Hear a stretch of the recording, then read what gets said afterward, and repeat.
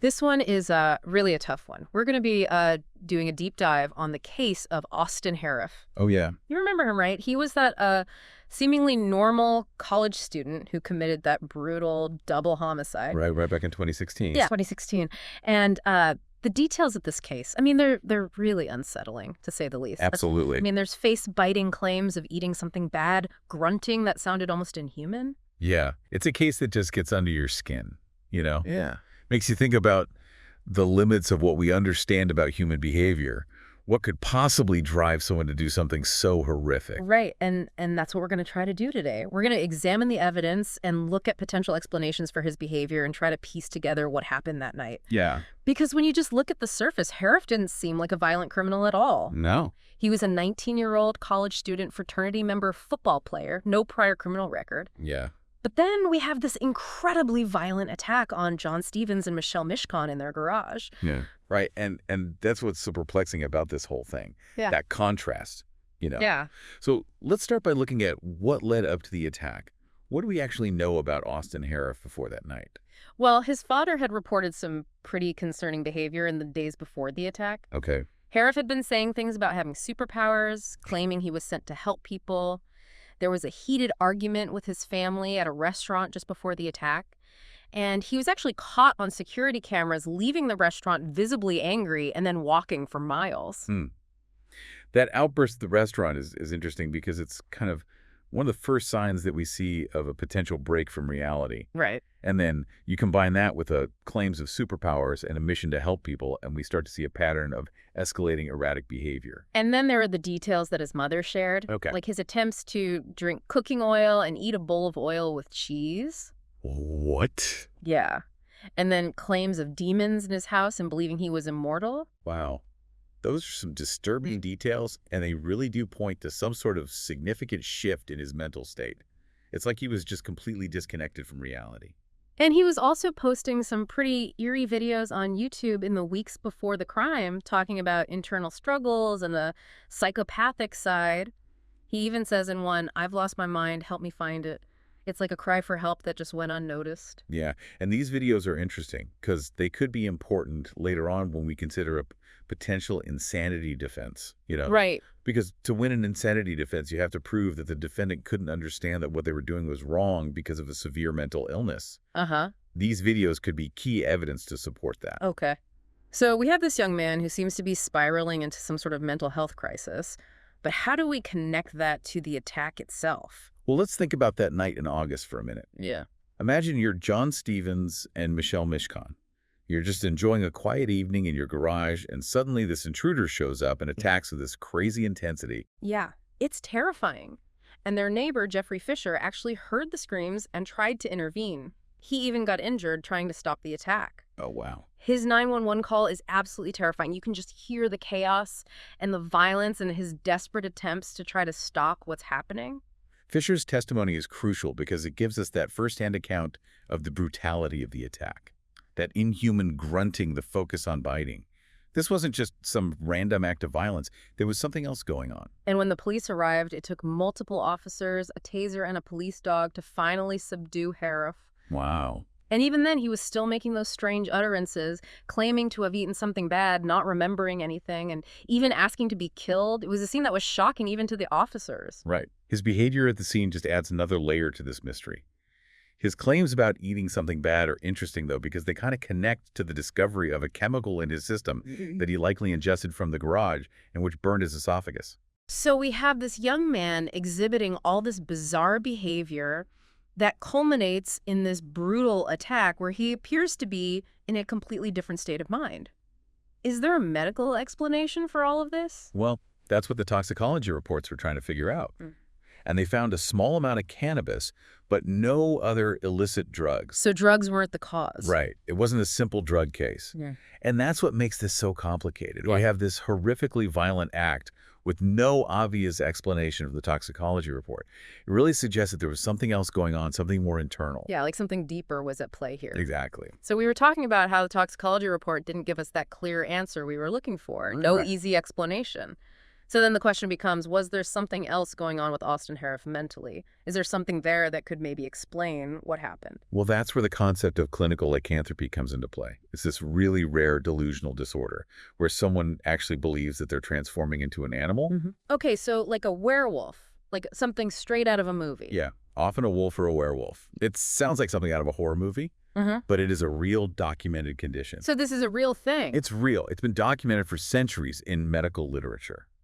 And people who experience this, they often show these animalistic behaviors, like biting, scratching, growling. Okay, well, that definitely lines up with what we saw with Harrouff, the face biting, the grunting.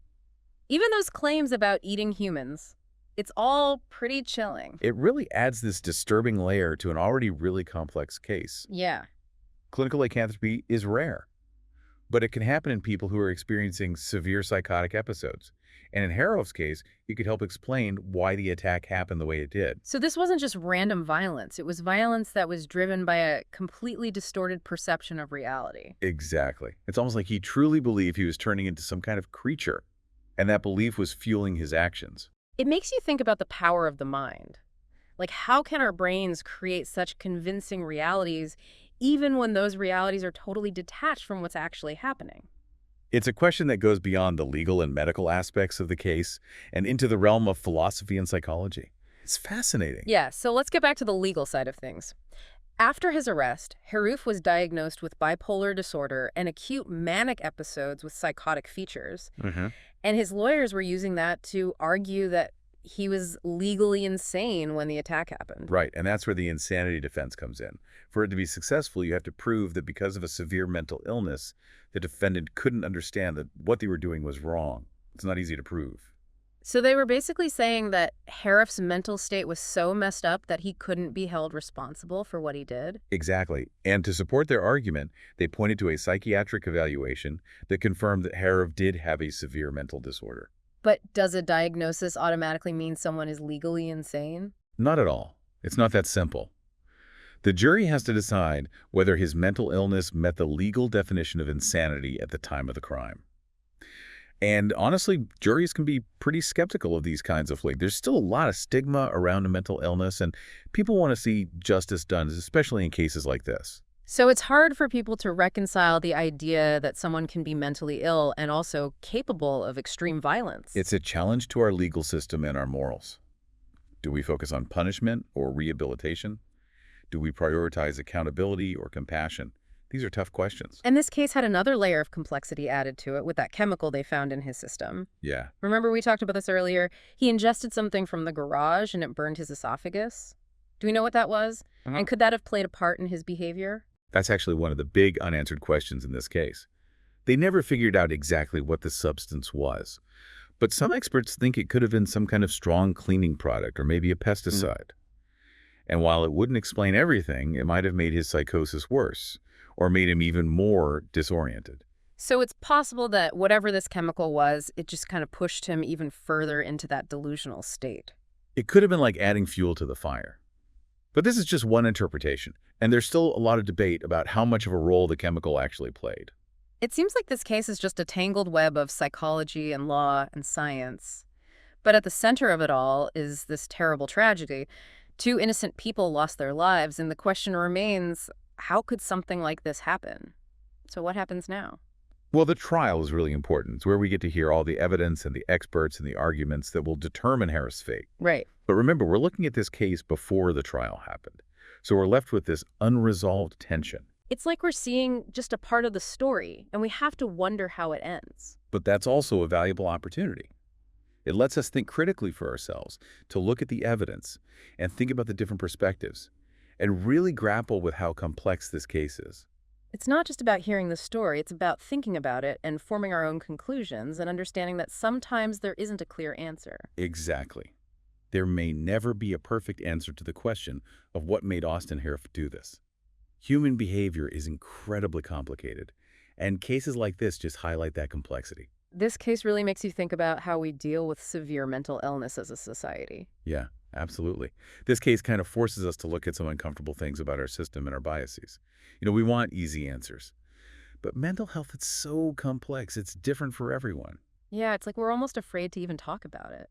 And that just makes it worse. that silence can be really dangerous. We need to create a culture where people feel like they can get help, where mental health is treated just as importantly as physical health. It makes me think about those YouTube videos that Harrouff posted. It's like he was screaming for help, but nobody heard him. It's true. It's a reminder that we need to be paying attention to the signs of mental distress in the people around us, and even in ourselves. We need to be better at listening and supporting each other. So what can we actually do? What can we do to make a difference here? Well, I think it starts with education. The more we understand about mental health, the better we'll be able to recognize the signs, offer support, and advocate for better resources. And resources are key. Even if someone is diagnosed, getting the right treatment can be a huge obstacle. It's like we see the problem, but we don't offer solutions. Exactly. We need to invest in better mental health infrastructure, more accessible and affordable treatment, better training for professionals, and more focus on prevention and early intervention. And we have to get rid of the stigma around mental illness. People should feel comfortable asking for help without being judged or discriminated against. It shouldn't be a secret. It should be something we can talk about openly and honestly. It's a health issue, just like any other. It feels like things are changing. There's more awareness now, but there's still a long way to go. And part of that is looking at the role of the justice system. How do we balance holding people accountable with understanding that mental illness can seriously affect their choices and actions? This case really shows how difficult that can be. The insanity defense is supposed to address that, but it's really hard to prove. It's a complicated argument. It comes down to interpreting the person's mental state at the time of the crime. Yeah. And that's not always easy. It's like we're asking a system that's built on black and white to understand all the shades of gray in the human mind. And that's where I think the conversation needs to change. We need to stop thinking so much about blame and punishment and start taking a more holistic approach. That means looking at all the factors that contribute to these tragedies. So we need to look at the whole story, not just the crime itself. Right. We need to consider their history, their mental health, any societal influences, all the things that may have led them to that point. That's a big challenge. It means changing how we think about the justice system and about mental health as a whole. It's a challenge, but it's important. We can't ignore this. Lives are at stake. And it's so important to remember the victims in all of this. John Stevens and Michelle Mishkan, their lives were cut short. And it's a reminder of how real the consequences of these situations are. Their story highlights the need for empathy. Empathy for people struggling with mental illness, empathy for the victims and their families, and empathy for ourselves as we try to make sense of it all. We've covered a lot of ground today, from the details of this case to the bigger picture of mental health and society. And even though there aren't easy answers, this case shows us that we can't stay silent. We have to keep asking those tough questions and pushing for change and fighting for a more just and compassionate approach to mental health. So what does this all mean for you? It's a call to action. Educate yourself, challenge the stigma, be an advocate for change. Even the smallest act of kindness and understanding can make a difference. Remember, this is just one case, but it reflects a much bigger story that's happening all around us. We all have a part to play in changing that story, in creating a world where these tragedies are less likely to happen. Thanks for joining us on this deep dive. Until next time, stay curious, stay informed, stay engaged.